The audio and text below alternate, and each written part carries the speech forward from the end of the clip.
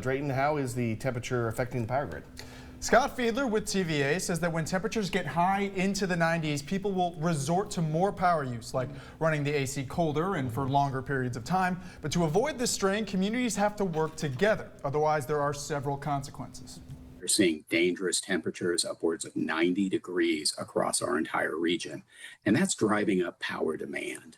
TVA spokesperson Scott Fiedler says power usage under this heat poses a risk if it peaks too high. You would have a brownout or the power will fluctuate, and those are things that we don't want. TVA customer and Benton, Kentucky resident Candy Talent finds it hard to stay cool when it's this hot, but she keeps the AC on. And that leads to another kind of headache. And our bill runs about $400, and they told us last month that we can probably look for $750 light bill this month.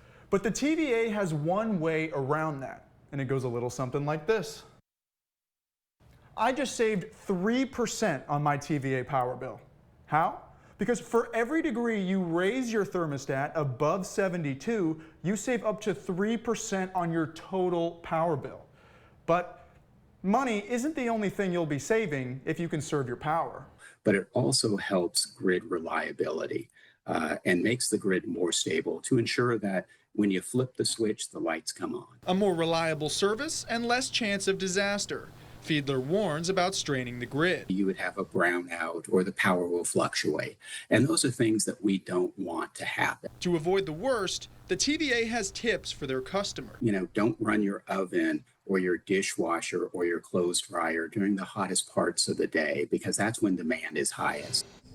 Fiedler says their request to use less power is temporary, but once temperatures even out and return to normal, reducing power will always save you money. Okay, Drayton, thank you.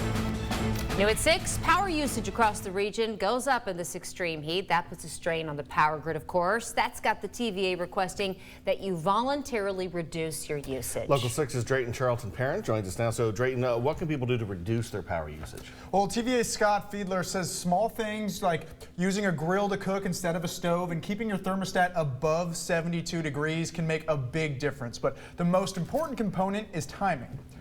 There are certain windows of time during the day when power usage stresses the grid the most, and Fiedler says peak power demand periods are 1 p.m. to 10 p.m. Lowering your usage can prevent even bigger issues.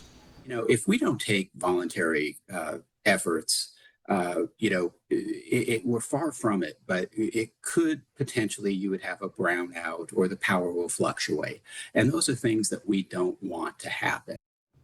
The TVA is reducing its own power usage, leading by example to ensure a smooth power reduction period, and Fiedler says things should be back to normal when the heat subsides. All right, Drayton.